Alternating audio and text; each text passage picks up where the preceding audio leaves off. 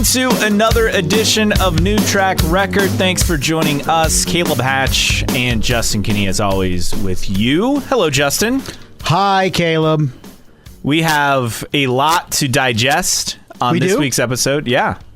Okay, I'm here for it. I mean, think about everything that's gone down. Last week, at the end of the episode, all the rage in IndyCar was a throwback race.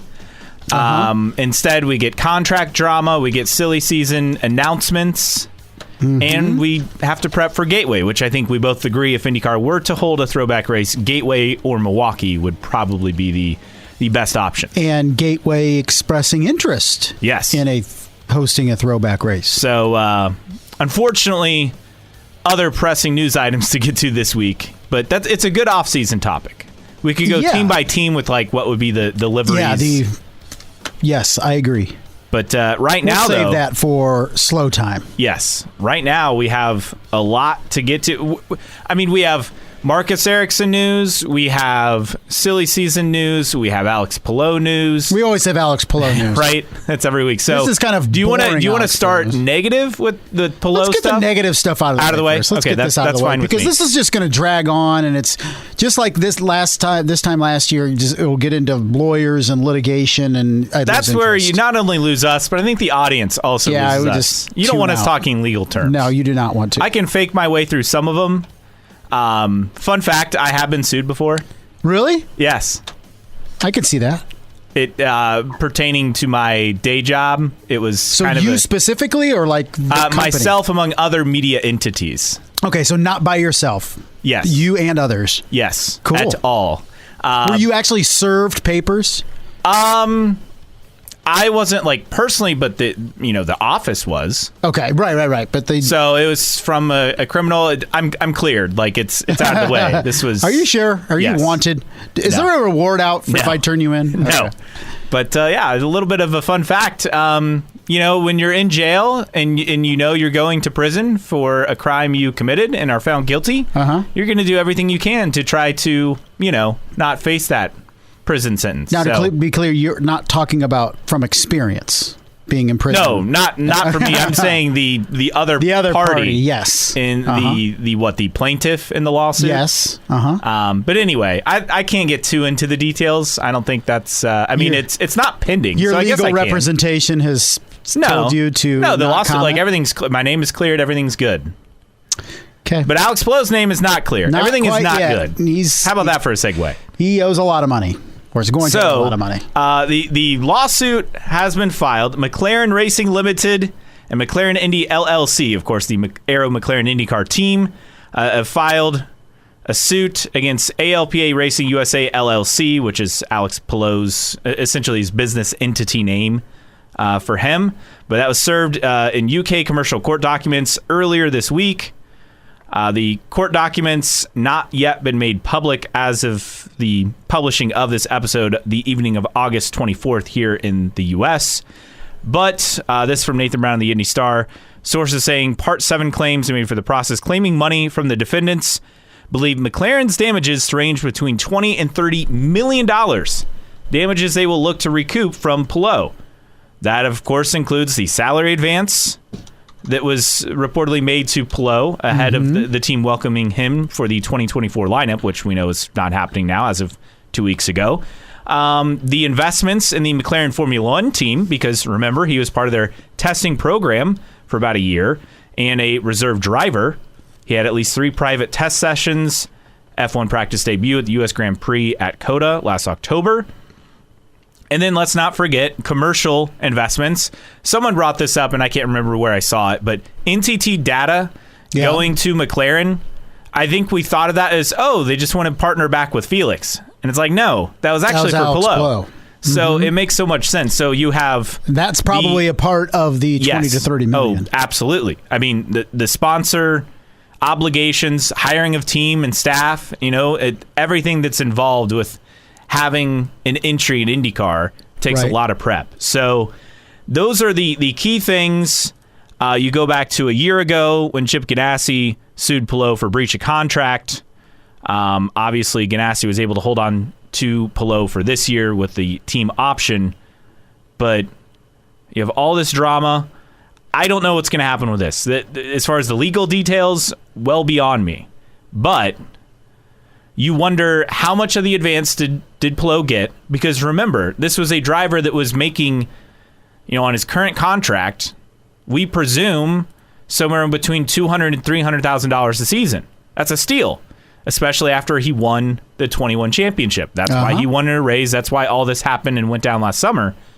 So now you presume if McLaren was paying him top money, I mean, that's $5-6 million a year to be up there with the Hertas and the Dixons of the world. Yeah, and for Palou, we know he wanted paid, and that's understandable. But from all indications, McLaren was about to and had already started making a massive investment in him. Yes. And now that he's going back to Ganassi, or I guess staying with Ganassi, what happens with that cash? And that's why McLaren is trying to get back. That's a big amount of money. And I don't know if they're trying to throw in quote unquote pain and suffering or whatever, but they'll word it different. But like, how much monetarily is McLaren losing out on when you look at the sponsorships and the salary that they committed and all this stuff? I imagine it's $10-15 million altogether. Yeah, between salary and sponsorships and investment in the team, yes. And you throw in the F1 element, and that's where you're getting this $20 to $30 million figure because, again, he was under contract not just for IndyCar in 24, which is confusing, right? Because we thought September 1st was that day he could actually negotiate, and we're still a week away from that. But, I mean, significant investment's an understatement. That's where that big number comes from. Zach Brown even said in that email letter, we have paid him a significant first payment toward his 2024 season. So I think I read somewhere and have heard in the past that drivers can sometimes get, like essentially installment payments. Think of it like a game check, right? But in bigger chunks. But the fact that it starts before he's technically hired or starts with that team is just kind of weird. It's weird, but you got to remember he's active member of their. That's true. He was of the F1 testing program and had tests coming up later this year. I think 3 of them after the IndyCar season. That's probably not happening, right? No, that's certainly not happening. So first payment was given in addition to the millions of dollars toward developing him in our Formula One testing program and in his reserve driver role with a potential drive in F1 in the future. And then, as we mentioned, the commercial element as well with NTT data coming over, which we would presume is for Palou being with the team. All that said, that's a lot of money. And for Alex Palou, you better hope that new deal with Chip Ganassi Racing pays you a lot of money because a lot of that is going to go to McLaren, pay off or settle this lawsuit. Yeah, or at least to your legal bills. Yes. Here's the thing. Well, and wasn't McLaren paying his legal bills for the Ganassi stuff last year? Happening. Obviously not. Maybe now. Ganassi will pick up the legal bills for McLaren. I doubt it. Here's the thing, and you can say, I know people like to talk about Zach Brown and McLaren, and they're the villain, and oh my gosh, Chip's a villain, blah, blah, whatever side you're on. The only person that created this cluster is Alex Palou. As good of a race car driver as he is on track, is about as incompetent as he is off the track. For a while, we kept blaming his management team, right? Yeah. His management team dropped him. Yeah, Monaco Increase Management dropped him the week before that letter came out a couple weeks ago. On the Wednesday, and this news leaked on the Friday night after practice and qualifying, of course, for the Gallagher Grand Prix at IMS. But that management team basically had said at that point, we haven't talked with him for several days. Yeah, we don't know what's going on. We're in the dark. We're done with him. And this is the thing is right now people are tolerating Alex Palou. And I'm talking about the teams, Chip, Zach, whoever, because he's a winner. Chip loves winners, right? Yeah. Likes winners. Doesn't love them. Doesn't love them. He just likes winners. He just likes them. Okay. And right now, Alex Palou is a winner. How long does that keep up? Because he's pissing off a lot of people that could come back and bite him, right? Well, and there are rumors about, if Alonso leaves Aston Martin and Honda goes to Aston Martin, and what does that mean going forward as far as could there be an F1 drive there in 2026? Which, I mean, look, he's burned his bridge with the McLaren. That was a given. I don't think his McLaren program was going to help him get a McLaren seat ever in F1 because Piastri's shown well and Lando Norris isn't going anywhere in the short term unless he gets poached by like a Ferrari or Mercedes. But he has Williams and he has AlphaTauri or whatever they rebrand to for 2024. Right. Those are his only options. And which aren't happening. Like he has a better chance for 2025 potentially on what could happen on the F1 grid. But make no mistake, Alex Palou right now is what, 28 years old? 26. Which in 2 years will be 28, which you may as well be 50. For F1, yeah. For F1. Like, people will say, well, you look at for Alonso and Ricciardo. Like, Fernando's world champion. Mm-hmm. You get second chances if you're really popular, like Daniel Ricciardo, or you're a former champion, like Fernando Alonso. Mm-hmm. You don't, here's a 28, 29-year-old rookie coming into Formula One. You just don't see it. Which, I mean, Bourdais got his one chance, and it was a season and a half, and then he was back in IndyCar. Yeah, especially nowadays. Now Formula One is everybody's eager to put a 19-year-old in the seat if they have the chance to be a next big thing. That's a better investment in their minds than putting a 28, 29-year-old rookie in, because what are you going to get? 3-4 years out of him tops, if anything. So this is the thing. Alex Palou may be 26, and that sounds young, but in a couple years, he's going to be very, very close to being over the hill by F1 standards, and he's not making any friends. McLaren has friends in Formula One, and I'm sure they will talk about Alex Palou if somebody asks. Yes. Hey, what do you think about Alex Palou? Zach Brown, well, how much time you got? Sit on down. Let me tell you a story. It's not helping Alex Palou. I think Alex Palou has this arrogancy about him that as long as I keep winning races and winning championships, I can do whatever the hell I want. And maybe you can for a certain amount of time, but eventually you run out of opportunities and people just grow tired of you. And I think that's going to happen at some point unless he changes his approach. Like, is this a driver? He's not popular, but he's not unpopular either. I mean, it was kind of unpopular. Well, yes, it was like 21. It kind of felt like a breath of fresh air to have this kind of newcomer burst onto the scene and have success and win a title. But by now we're basically at the point where this guy just like stop with all the antics. Like right. It's all on him. Did you see what Will Power had to say about all this? I did not. So he went on Speed Freaks and he said, referring to Palou, he should just not have a contract because it doesn't seem to matter. I agree. I mean, at this point, stop signing stuff or agreeing to stuff that you're not 100% committed to. Why don't you wait till the end of a season and then decide what you're going to do? And then Power went on to say, as far as, what if Palou just started a one-car team? Power said, then he'd dishonor the contract with his own team. It'd just be confusing for him. He'd just be like, well, I'm not driving for you. And he'd be like, hang on, you are me. So how are you not going to drive like you are me? Be very confusing. Will Power is messing with my mind with these quotes. Yeah. But Alex Palou just needs to shut up and race. And that's part of the oddity of this whole thing is on race weekends, he's just a laid back regular guy. It seems like, right? You get him behind the scenes away from the racetrack as he's an absolute terror. He's signing contracts. He's agreeing to contracts. He's reneging on contracts. He's going to this team. No, he's going to go to that team. And this team's not winning, so I'm going to go over here. And it's like, dude, you're burning too many bridges. And in the short term, it might not hurt you, but I guarantee you, in the long term, it's going to hurt you. And I think fans have looked for a villain, and usually we think that that's going to come based on track shenanigans. Are we getting that with Alex Palou based on what is going on off the track? I think there are going to be more people that root against Alex Palou next season than did this season. And I think there were more people this season that rooted against Alex Palou than there were last season. And we have listeners that have said that to us, that say, well, I hope Alex Palou doesn't win because of what happened and him leaving McLaren or Ganassi initially. Well, now he's back. So he's not endearing himself to the fan base, and maybe we can look at Alex Palou as a little bit of a villain character. And you know what? That's I guess it's not There's the worst nothing wrong thing, with that. right? I just kind of wish it translated to the racetrack because he's tough not to like on the track. And even on race weekends, he just seems like a different person away from IndyCar weekends. Yeah, and I guess that's the unfortunate part is in all of this,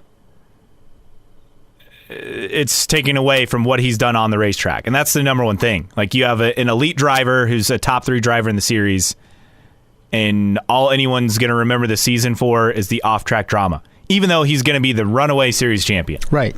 That's going to dominate the headlines even after he wins the championship is what's going on with that those legal issues. Is Alex Palou kind of carrying himself that I am the best driver in this series. I know I'm the best driver in this series, and I can do whatever I want, and teams will bend over backwards for me because I am the best driver in this series. And that only lasts for so long. It's true. You run out of goodwill eventually, and I think that's happening right now in real time. That's just the reality of where we're at. Yeah. All right, let's talk about something positive. Let's do it. We have silly season news. We have a lot of good stuff to get to in regards to the silly season. So let's start out. Officially, Marcus Ericsson finally announced to Andretti in 2024 and onwards a multi-year deal. This is not a surprise. I think we figured Ericsson, if Palou's staying at Ganassi, we kind of figured it was unlikely that Chip would keep both, especially because Chip was adamant about Ericsson being a pay driver, so to speak. Obviously not the case here. Ericsson's had a billionaire Swedish backer for years. I would think Husky chocolate or Husky ice spritz or whatever brand they're promoting. I mean, based on what they post on social media, it seems like they're staying on board. I think this just means that Marcus Ericsson's getting paid instead of having to pay for the seat. We need a billionaire Swedish backer. That's what we need for this podcast. Good on Marcus Ericsson. We knew that Chip Ganassi wasn't keeping both Alex Palou and Marcus Ericsson. For a while, it looked like Neither. Well, for a while, it looked like Ericsson, yes, Palou was gone. Then it looked like neither, right? And now with Alex Palou back in the fold, we said, Mark, it's a mere formality that Marcus Ericsson is gone. Has the Indianapolis 500 win, and that's great. But can he be a playoff contender or a championship contender? Excuse me. But he has wins in 3 straight seasons. That sits at 6th right now, heading in to this weekend in points. Interestingly enough, that's where he finished in 2021 and 2022. He goes from never finishing in the top 5 in points at Chip Ganassi Racing to now going to a team that hasn't won a championship since, 2012 with Ryan Hunter-Reay? Correct. I'm just saying, I hope Marcus Ericsson can continue to be a factor, but this is a guy that has yet to compete for a championship in his career with one of the 2 teams that can win championships in this series. So now him going to Andretti, can he be a consistent race winner? Probably. Is he ever going to be a championship driver at Andretti? I'm not so sure. 12 top 10s this year. He's consistent. Yes, he was a championship leader for a bit last year. Still 6th this year. Won a race each of the last, 3 seasons now? 3 seasons. 4 wins in 3 seasons. I mean, he brings something to Andretti that they don't have, which is an experienced veteran. Checks that box. A guy who has improved his qualifying status, which Andretti has speed, right? Especially on street circuits and some road courses. But they don't have good oval speed. He helps with that. And more importantly, he's really consistent. And that's the one thing with the Andretti cars. Some weekends they're great, other weekends they disappear. So he brings that, and I think he could help. He benefits from their qualifying pace on street circuits, and then I think he helps the team by having experience in the series for 5 seasons. Hard to believe, but 5 seasons, and it'll be going on his 6th next year with the team. You have a really good lineup with him, with Herta, with Kirkwood. All of them can not only be race winners, but I think you would presume they could be championship contenders. Now, I mean, that's the peak, right? Andretti clearly has to make a step forward next year to get back on that level. And I think the other thing is just having an older voice in the room with experience like Ericsson. I mean, Grosjean's been in the series a few years, but Ericsson has a lot more experience, a lot more races under his belt, and is consistent. We know that Grosjean's not. So we don't know what car number. We don't know the sponsor. What does this mean for Grosjean? Probably not good because his contract runs out in September. We already know that Devlin DeFrancesco won't be back with the team. We'll get to some of his options a bit later on in the episode. Does he slot into that and Grosjean stays, or do you think there'll be two new? Do you think I think there will be two new drivers to Andretti? I still think David Malukas. I mean, our listeners think another team for that.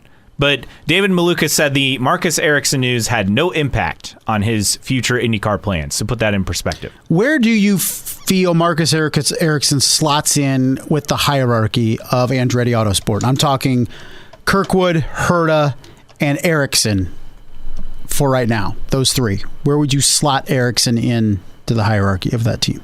I'd put him number one. I would too. He has an Indy 500 win. Yeah, Indy 500 winner. He's won a race in multiple seasons. Yeah, Colton Herta has. The biggest thing is Kirkwood and Herta both have top end speed that is up there with anyone in the series. The problem is they're just inconsistent. Right. Like I said, I mean, they could dominate a street course or road course, and then the next weekend at a different event just disappear, qualify mid-pack, and not get a result. Ericsson doesn't do that. Right. And he is a guy who struggled with qualifying early on, but he's found a way to just be consistent. And yeah, it's not flashy, but his approach hopefully could pay dividends for the other two younger drivers on the team.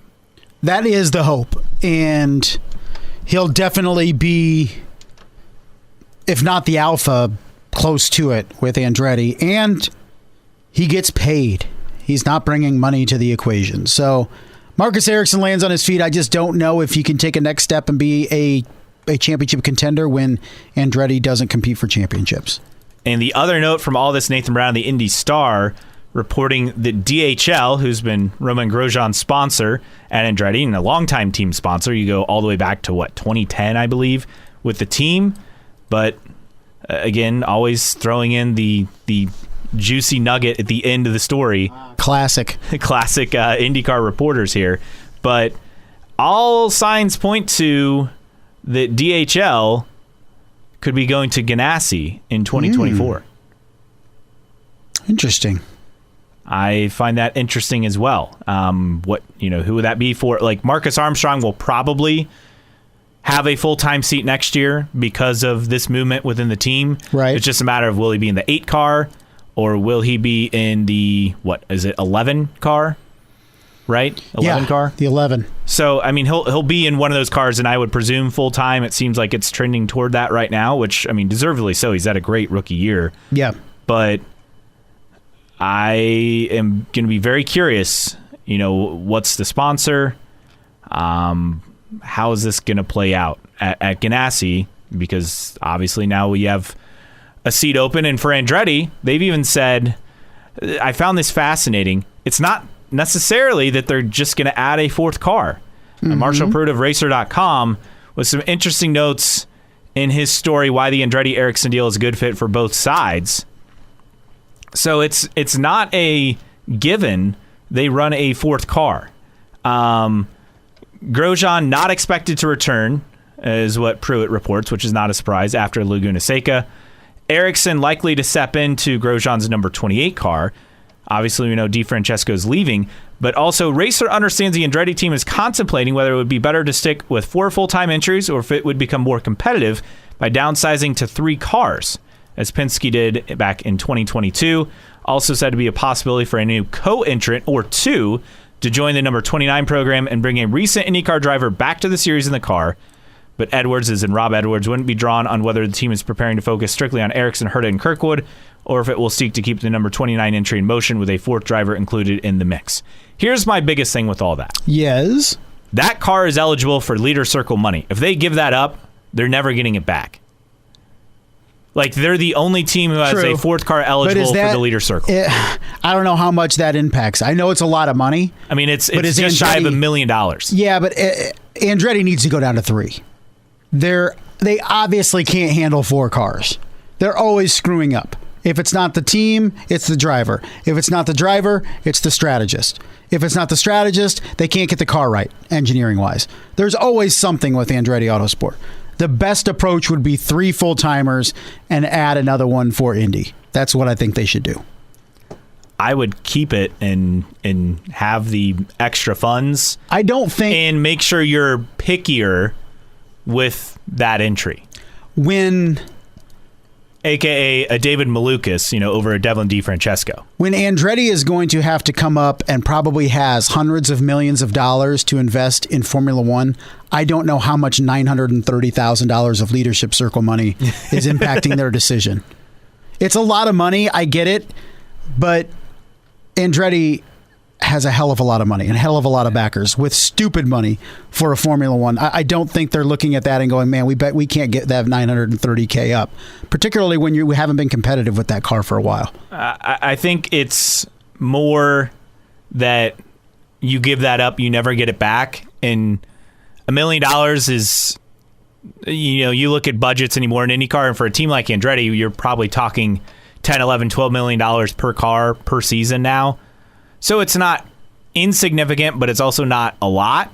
Yeah. I just think, though, you knowing that you can never get it back, that's why I wouldn't give it up.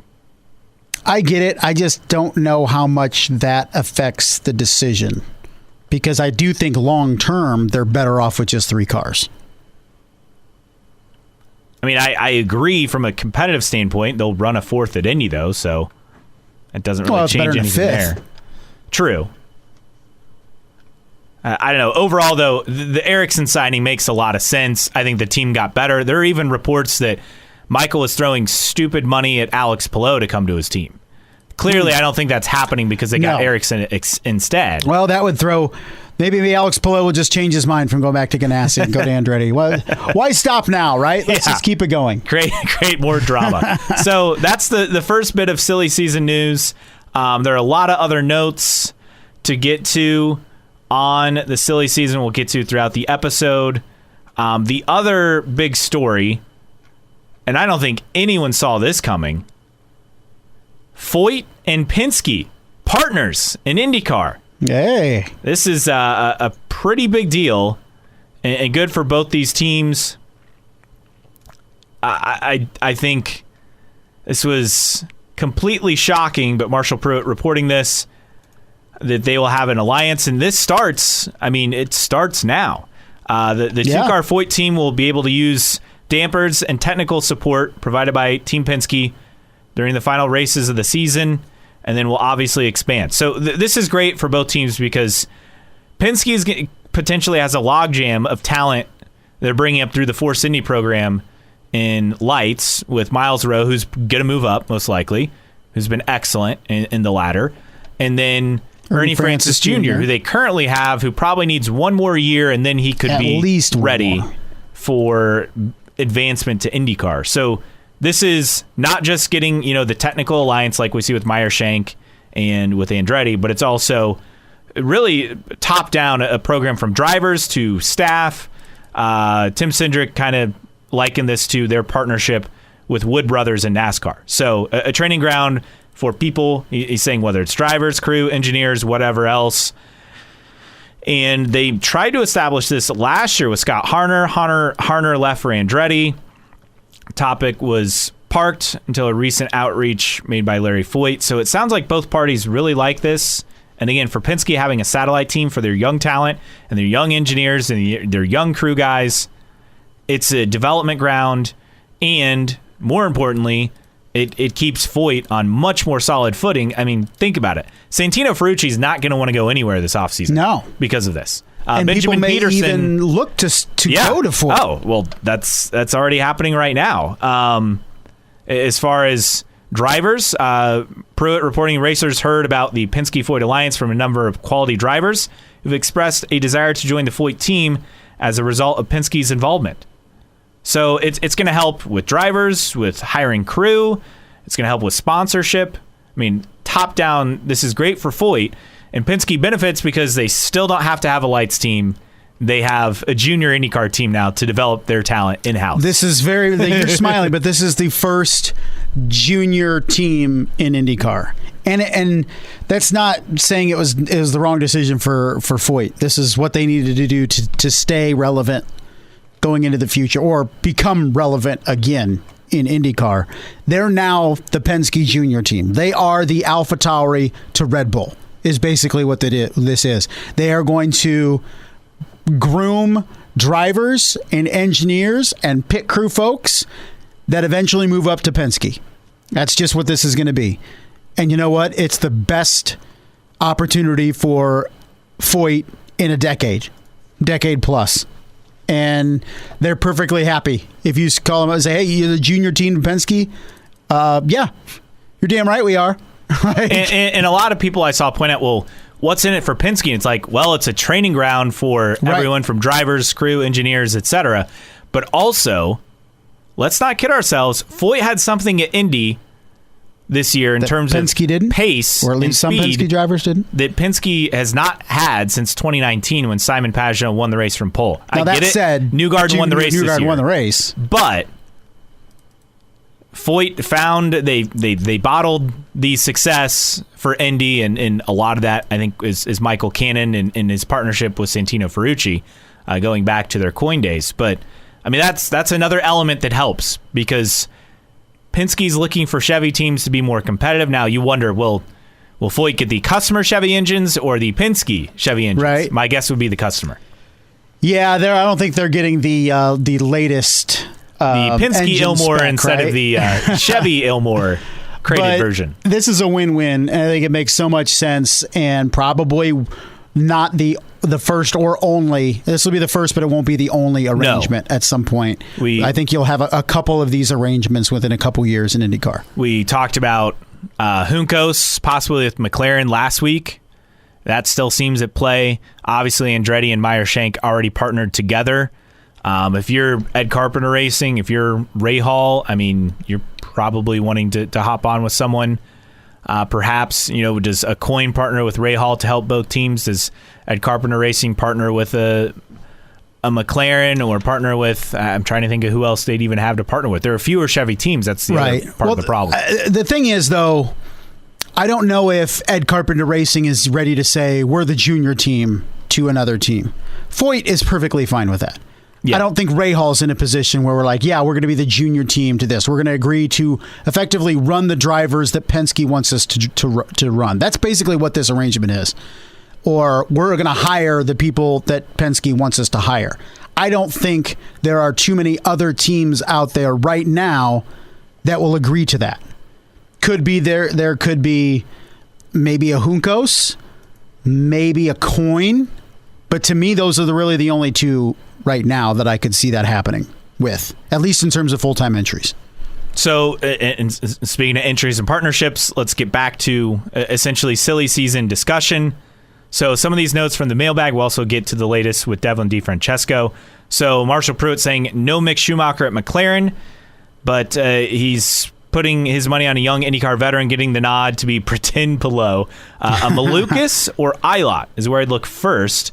And if it's not them, there's no shortage of European options. I find it interesting that Malukas is thrown out there because we know Ilott is on the radar. Other notes. So I think Pruitt was talking about with that Andretti entry, a recent IndyCar driver. I think that's tied to this. Oliver Askew. Pruitt says he's on some short lists for IndyCar seats next year, has been doing Formula E commentary and driver coaching. That would be my guess, just because he had ties with Andretti, not only in the latter series, but also in Formula E for their team. I think that one makes the most sense if that's his option to return. I think so. I think you can narrow it down pretty easily to that. Meanwhile, Connor Daly, his running this weekend for Jack Harvey, right? Yep. As Jack Harvey's out at Gateway. Marshall says it's all about the leader circle. Look, Connor is got great results at Gateway. This is not about him for a 2024 seat. But then the question had to mention Toby Sowery and Yuri Vips closing out the year, the leader circle strategy for that seat. I mean, I was under the impression that Linus Lundqvist would have those final two races with Ray Hall because he tested with them earlier. but those names seem to be pretty common out there as far as, especially VIPs, as far as getting a Ray Hall ride before the end of the season, so keep an eye out for that. Able Motorsports in the 2024 Indy 500. They've drawn interest of others who want to do a co-entry for next year. So that's a good sign as far as them returning. And then here's the big one. Rick Hendrick Motorsports and IndyCar. Pruitt says if we get to 2025 or 2026, we don't have a full-time McLaren Hendrick IndyCar entry, I will be surprised. So, and also he points out this. Aaron McLaren is going to move into the current Andretti Autosport shop in the coming years, which McLaren bought. And that happens ahead of the 25 season. That will allow the growth that McLaren wants. They can't pull off a fourth entry right now just because they're out of space. But I mean, okay, so we have Hendrick going to partner with McLaren. We got Juncos is going to partner with McLaren. Like, how many cars are they going to run? Like, here's the thing. Like, what do you have, 4 full-time and a fifth at Indy? Well, no, it sounds, I don't know, 4 full-time plus an affiliate program with Juncos, and they got this Hendrick entry that they got a co-entry. Like, where does it end? Because we're talking about expansion here. They're not going to keep running just 4, from what it sounds like, if they're making these partnerships. You can't win races with 3. How are you going to win races with 4 or 5? I don't know. I understand everybody wants to partner with McLaren. They have the commercial partners. I get it, but at some point... That's the thing. And that's going to obviously be the next team that has a junior team, is McLaren. Yes. I would have thought they would be the first ones, but they're going to have a junior team. It's going to be Juncos, or it's going to be Coyne, or somebody that's going to be their junior team. Not Coyne because of engines, unless Coyne I switches. could see them switching. Okay. I could see them switching to do that. With Foyt getting the boost... Now Coyne is the next team who needs a boost. And one of the drivers that we've heard is on their radar is Devlin DeFrancesco. 4 of the 10 full-time teams interested in adding him. Carpenter, Coyne, Foyt, Juncos all have inquired, according to Racer.com. This is a guy who's going to bring you a big check. And we, at least for the first time, saw a flash of things at the Gallagher Grand Prix a couple weeks ago. But you're going to need... some good engineers, and with a smaller team, I mean, it feels like Coyne is just hanging on at this point right now. Yeah. I mean, I'm putting Juncos above them in terms of performance and stability, team stability. And I know they have HMD on board, Rick Ware. I could see at some point one or both of those entities breaking off or buying out Coyne. And I know Coyne's an institution in IndyCar, and he goes back a long time, and I get it, but it's just not looking good for Coyne, to be nice. This year has been a surprising step down. Is it a surprising step down? I could have just told you Stingray Rob was going to be ineffective at the beginning of the year. Yeah, it's more that Malukas hasn't taken the jump, but part of that is simply because you're looking at a driver who has lost his engineer, right? Their engineering staff took a big dip just each of the last several years, and it feels like it finally caught up to them after they built up and got to a good spot. What, in 2016? Yeah, 2017 with Bourdais. True. Had a lot of speed at Indy. They seem to be they had their ups and downs over the last decade, but now it feels like it's finally caught up to them again.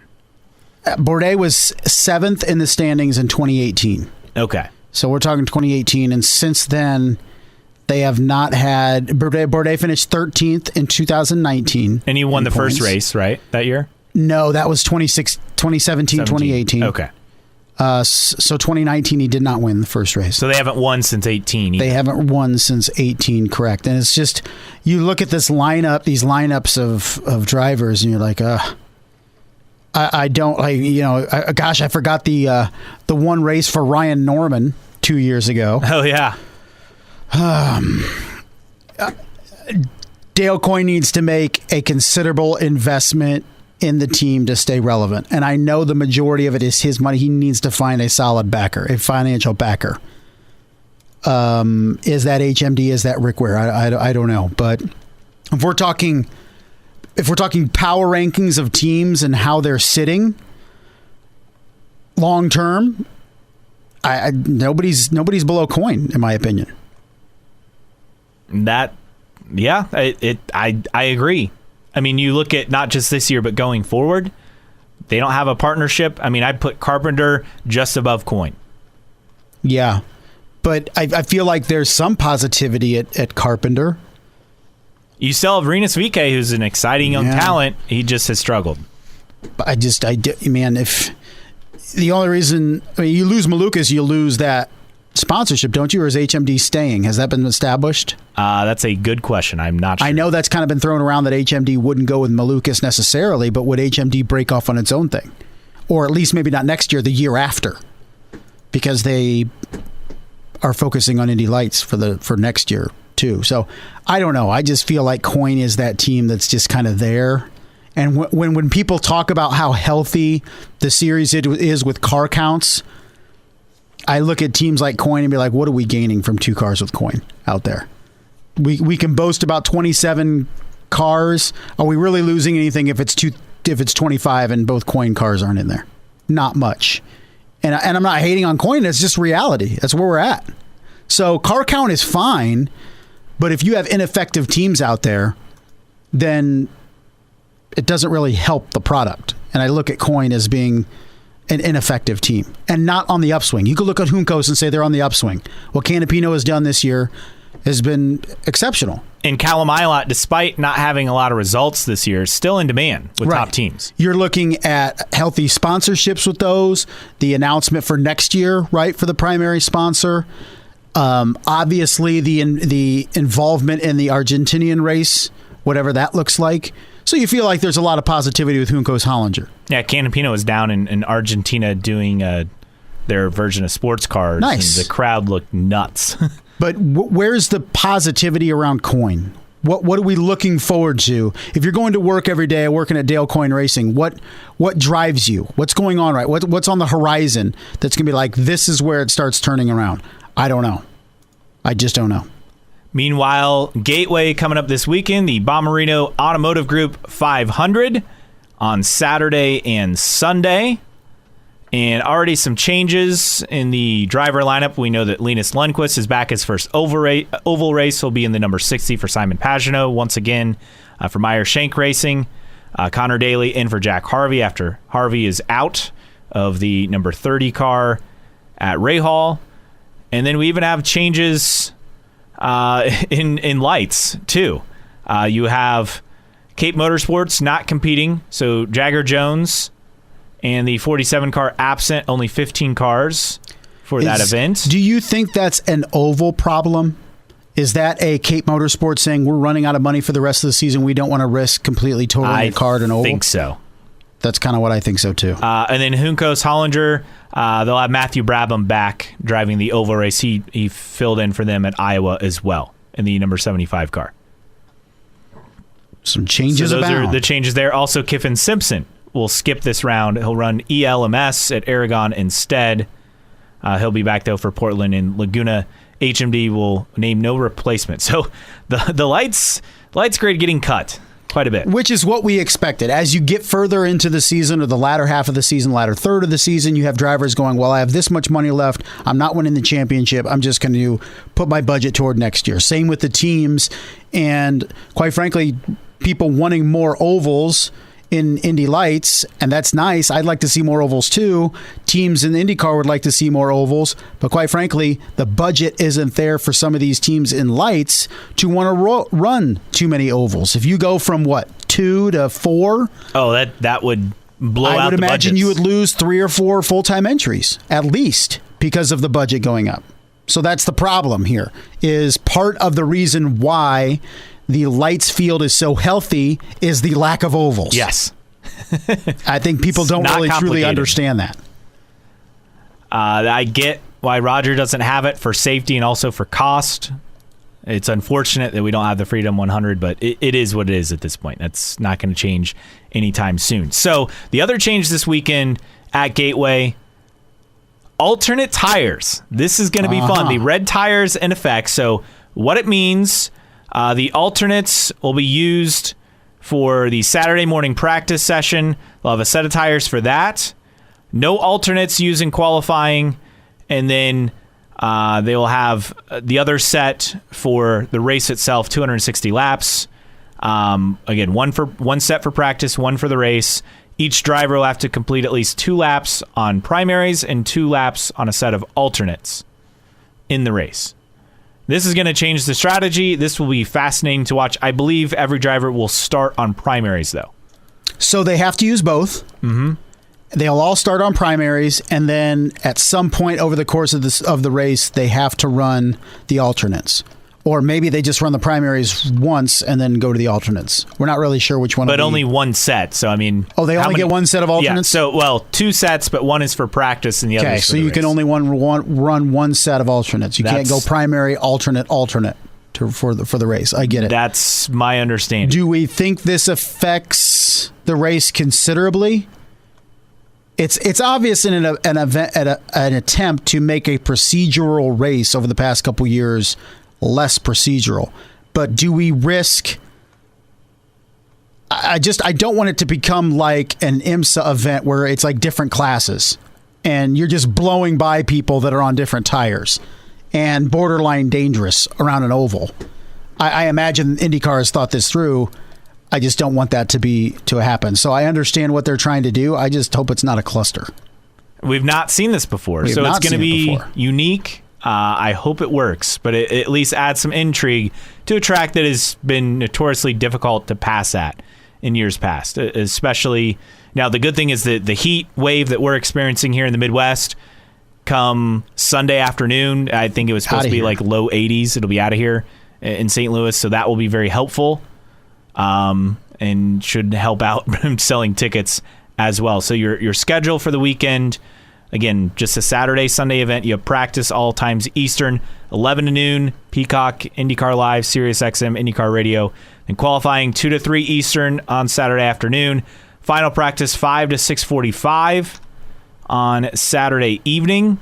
Again, they'll have like a highline practice once again, I believe. Mm-hmm. And then on Sunday, TV window 3:30 to 6 on NBC, Peacock, and then IndyCar Live, SiriusXM, IndyCar Radio for the race. Green flag pretty early. I think it's like at 3:36 Eastern. Not love much the pre-race. Short pre-race. You love the short pre-race. I am a fan. I will tell you, the previous race, was it Nashville? Gallagher. Yeah, GP. Gallagher Grand Prix. The event before ran long. Did it really? So my DVR on Hulu TV did not record the pre-race. Was that because of it went long? It went long. So my recording picked up, and they were running the pace laps, and they were like about to start, within a minute. And I was like, it didn't tape the pre-race. Now, wasn't necessarily disappointed in that. Same. But it was something we'll get similar this week. Not much of a pre-race. And one other note. So the spotter guide not out as we record this Thursday night, but Graham Rahal will have Hogan Transport. Remember Rahal Hogan Racing back in the kart days? Yep. Dario Franchitti won, I think, in a Hogan car for his first win at Road America. And what was that, 98, I believe? I think so. So that's really cool to see them back involved in the sport. It looks really cool, and it's just a shame this isn't a night race. Well, that's all I got to say. Yeah, and that's what kind of got people started on the throwback race talk. Could really use a night race. Really nice. 3 things from Chad 200 as far as Gateway and what to look for is 3 key stats. Last race won from pole position. You want to guess the last time a race at Gateway was won from pole? 2022? No. 2003, Elio Castroneves. Really? Isn't that crazy? Newgarden has won the last 3 races here, 4 wins and 7 starts, 484 laps led. Remember, he's won every oval this year, and he won Gateway last year. So he's won, 5 straight oval races? Yes, sir. So look for him. And Pato O'Ward finished 3rd, 2nd, 4th in his 4 starts, led laps in each race, 141 total, and has the best average finish, 2.8. Not bad. Averaging a podium. Not bad at all. So look for that this weekend as well. So time to pick some winners. I don't think we got to reach too hard on this one. One of us is going to pick Joseph Newgarden. Yes. Yeah, but are we both picking Joseph Newgarden? No, I'm not going to pick Joseph Newgarden. Okay, I won't either then. I'll you know what? Our non-Joseph pick. Non-Joseph pick. You can't pick division. Joseph. Okay. Who do you have then? I am going to take a first-time winner this season and say Pato Award wins a giveaway. I'm going to go with Marcus Ericsson. Okay. I mean, he's become a pretty solid oval driver. I think he's kind of due for another win. I guess my backup would be Willpower just because he hasn't won yet. But yeah, I'll go with Ericsson. You're going with Pato. Again, this is non-Joseph Newgarden. Non-Joseph Newgarden pick. So I'll go Pato. If you agree or disagree with our picks, let us know. You can reach us. Our website, newtrackrecordpodcast.com. While you're there, sign up for the email list. It is free to subscribe. You'll get episode announcements and any other special announcements. Plus, you can check out our store. We have T-shirts and stickers for sale. You can also support us via Patreon, patreon.com/newtrackrecord. Thanks to Xavier, Rob, and several others for their support each and every month. Again, that just starts at $1 a month in US dollars to support us. On social media, you can reach us, IndyCar Podcast, on Instagram or Twitter. On Facebook, just search for New Track Record. You can also email us, newtrackrecordpodcast@gmail.com. And as always, reach us and follow us for free and download your favorite episode on your favorite podcasting platform, Apple, Spotify, Google, Amazon, Overcast, CastBox, Player FM, whatever podcasting app you prefer. You can find us on there to download and listen for free. Napster? I don't think we're on Napster. I don't think disappointing. So. Yeah. LimeWire? No. No, like this is free. This is not an illegal download. That's true. That not we an know illegal of. download. Yeah, that we know of. Okay, mailbag time. And the silly season article, this is from last week that we covered, but all the twists and turns. Jeremy from HBG, is this guy close enough? Quisp cereal. Talking about all the Rosenquist, Lundquist. I'm missing another Quist. With all the names. Blomquist, thank you. Meanwhile, the Alex Palou lawsuit, I posted the "and here we go" gif of the Joker as far as the lawsuit. Yep, here we go. Oh, joy. Jeremy from HBG, no way Chip is paying for that lawsuit, zero chance.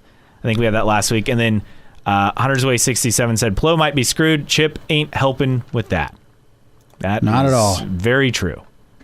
Chip is not going to chip in. Chip is not chipping in for that. No.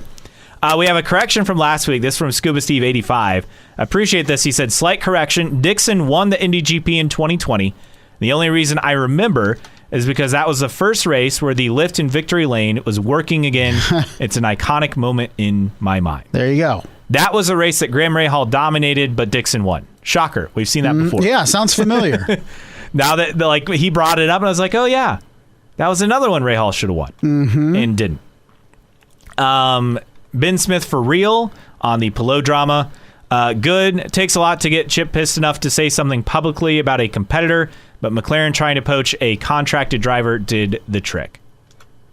Good stuff. It's true. I mean, the fact that Chip spoke up says a lot because I don't think anyone would have expected that. The shocking news of the Penske and Foyt affiliation got a lot of great replies here. Jeremy from HBG, if Santino stays, this could greatly increase his chances of winning a race. Bauer Racing says, just think how much Penske could learn from Foyt. Poet Shevchenko, great position for Santucci. Nick J. Fletcher, finally Penske reaching out for the help they need to return their program to fame and glory. Oh, that's the text of the tweet of the week for us, at least to us. Yes, to us on the replies. Witty. Very, very good stuff there. Elsewhere on the rumor mill, so Ericsson to Andretti confirmed. I posted the poll. What team does David Malukas race for in 2024? Nearly 42% of you said Andretti, 29% Ganassi, 15% McLaren, and nearly 14% of you said other. DeGuerra said, I'm surprised ECR isn't an option, since that has been a rumor for quite some time. Did I miss this rumor? Like, have you heard that rumor? I've not heard the seen rumor. It.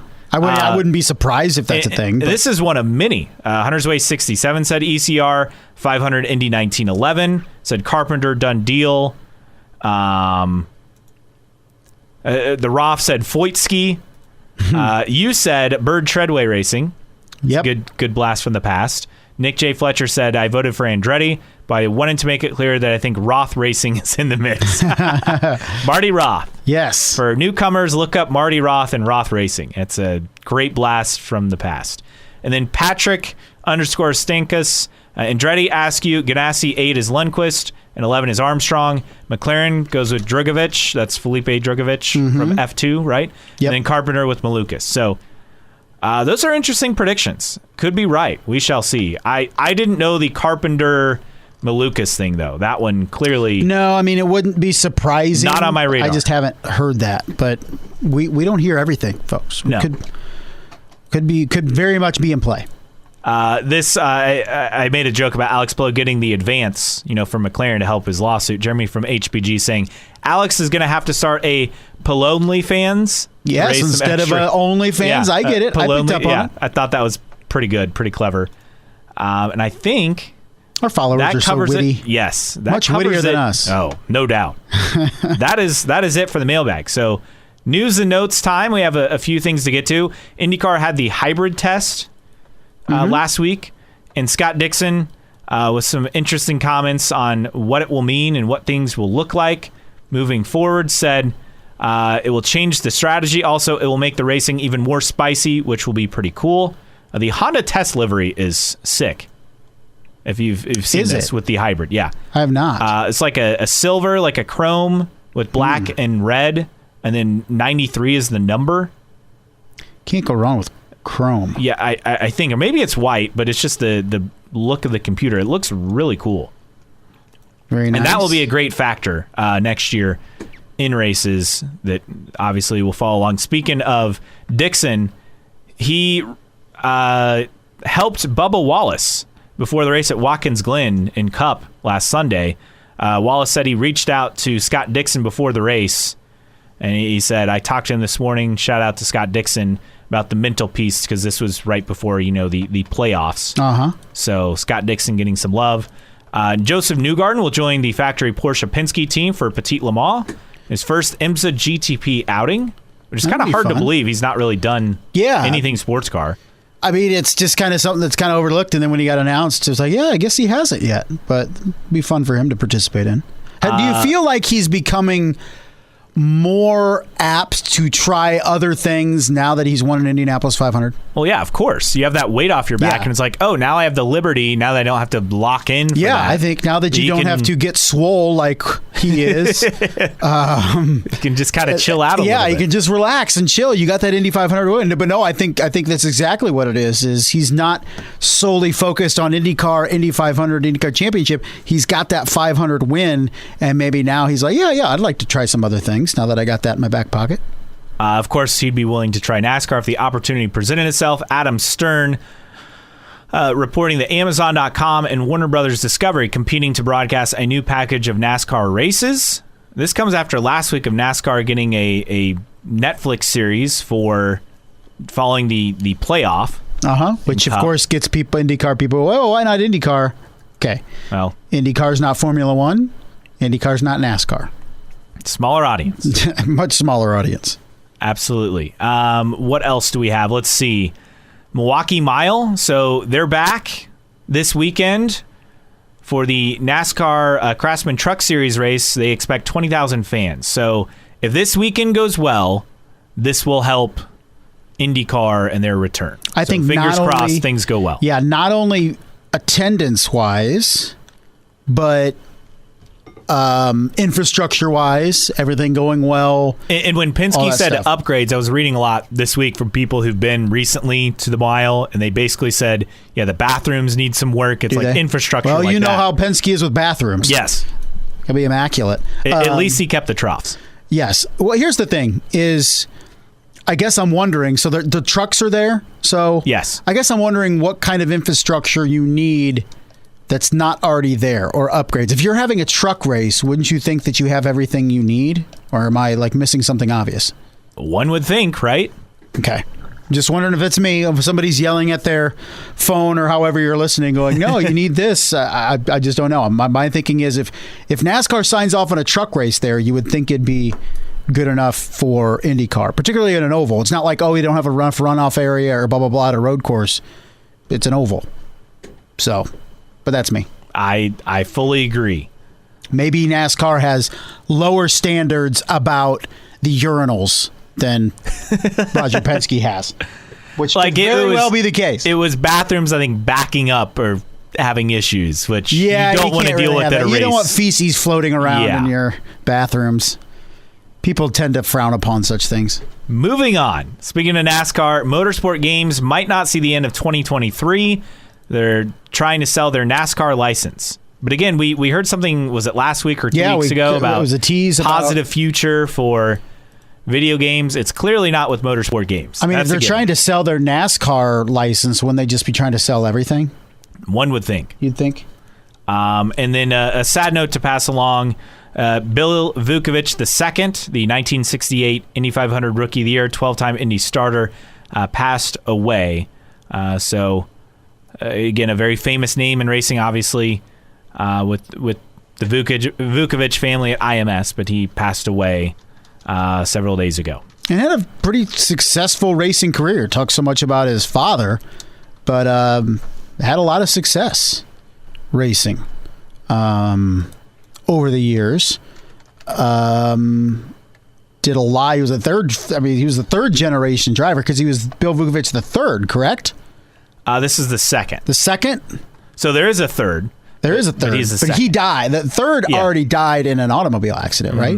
Yes. But the second did a lot of USAC stuff.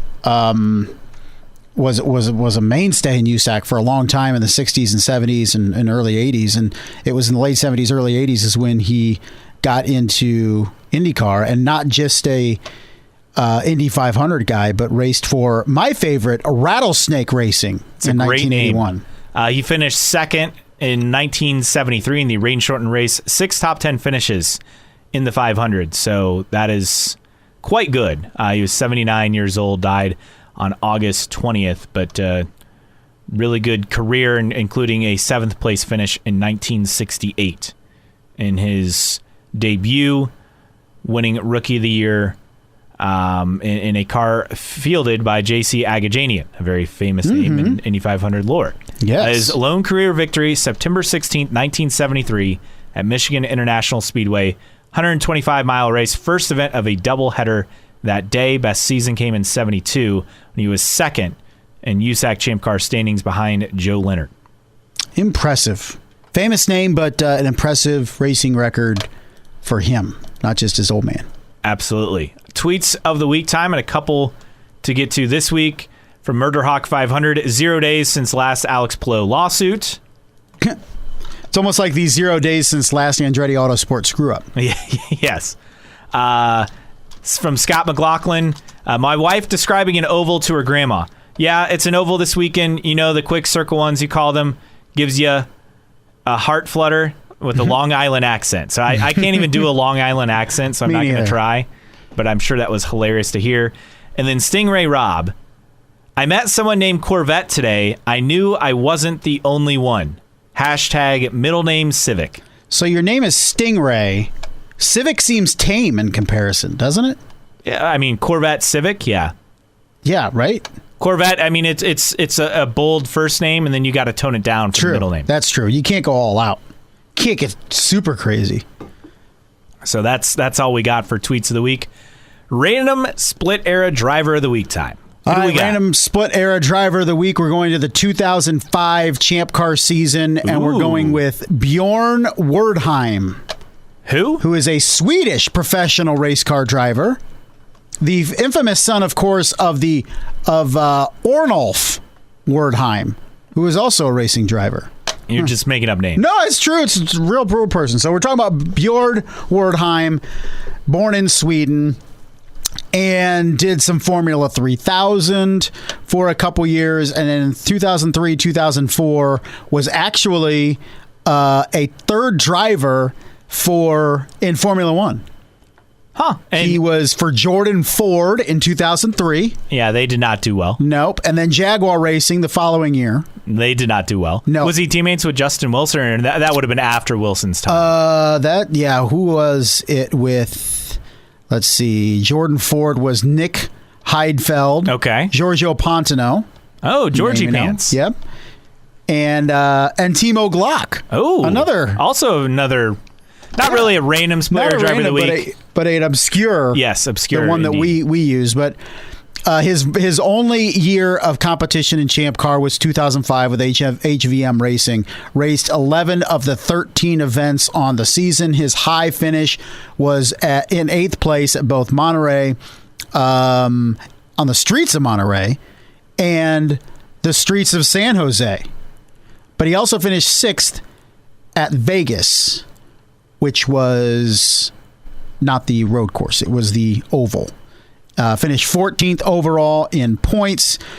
It says he turned to the HVM racing team after Formula One, run by former Pacific F1 team boss Keith Wiggins. The team was underfunded after losing its previous Herdez backing, and a lack of testing made it difficult for the team to be competitive.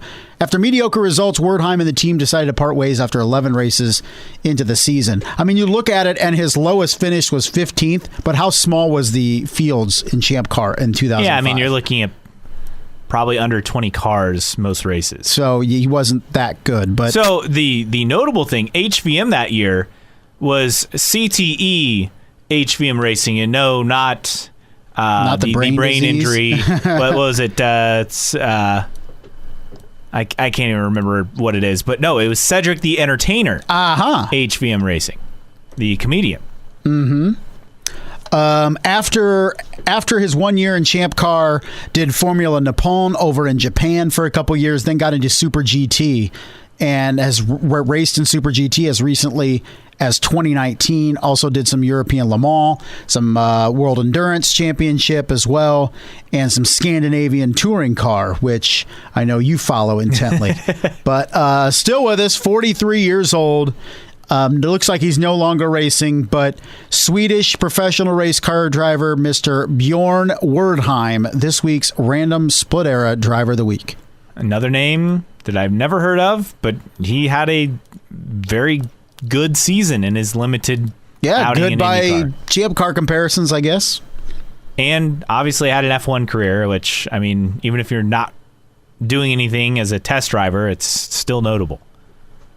Absolutely. All right, well, that wraps Good it up. to learn more about Bjorn. Yes, Bjorn.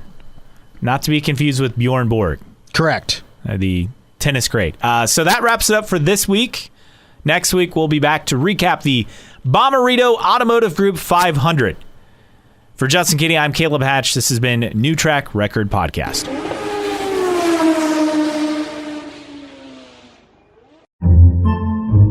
Podcasts by Federated Media.